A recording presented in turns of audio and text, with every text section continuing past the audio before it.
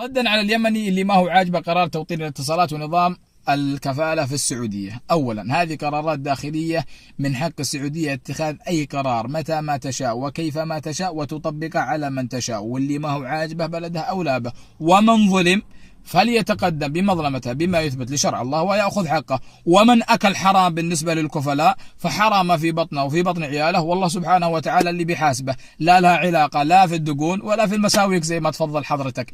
أما بالنسبة لعفاش فعفاش خدعنا فيه كما خدعتم أنتم اليمنيين فيه. كنا نحسب أنه رجال وشنب، ولكن للأسف أنه طلع أهلامه وطلع ذنب. ووالله لو أن السعودية ما تدخلت أنك الآن عبد للخمائن في إيران فاحمد الله. وكما قيل والله إن الله أتى بالملك سلمان في الوقت المناسب، نسأل الله أن ينصره وأن يطيل في عمره على طاعته. وأما بالنسبة للمقيمين في المملكة فالمملكة مفتوحة للجميع.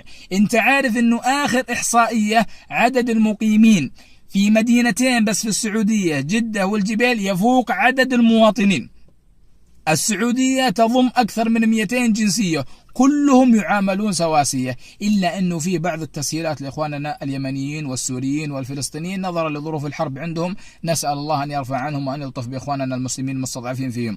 لازم يكون في نظام يضبط الجميع، لأنه لو ما كان في نظام للمقيمين عانينا من سواليف المخدرات والمسكرات والحشيش وبيوت الدعارة كما عانينا منها سابقا، نسأل الله أن يكفينا وإياكم شرهم بما شاء. وأما بالنسبة للنقطة الجوهرية وهي تهكمك وتطاولك على شباب السعودية وأنما هم حقين شغل، فأنا بعطيك من أرض الواقع مثال. المملكة العربية السعودية حرب في الجنوب وتأهب في الشمال وعين ساهرة على الخونة في الداخل، وتسهيل للحجاج كل عام وللمعتمرين طوال العام، وفوق ذلك إساءات إعلامية وحرب اقتصادية وتهديدات دولية، والناس عايشين آكلين شاربين سعوديين ومقيمين، لا حظر تجول ولا تضخم اقتصادي ولا سين ولا جيم. أتحداك تعطيني بلد في خريطة العالم كله مثل السعودية. طبعا في نهاية رسالة اليمني قال أتمنى أن تصل رسالتي. وصلت رسالتك وهذا ردي عليك، وأنا أتمنى من كل قلبي أن تصلك رسالتي وأن تصل للجميع.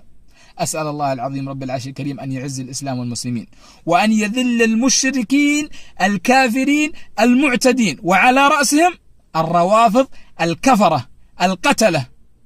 والسلام عليكم.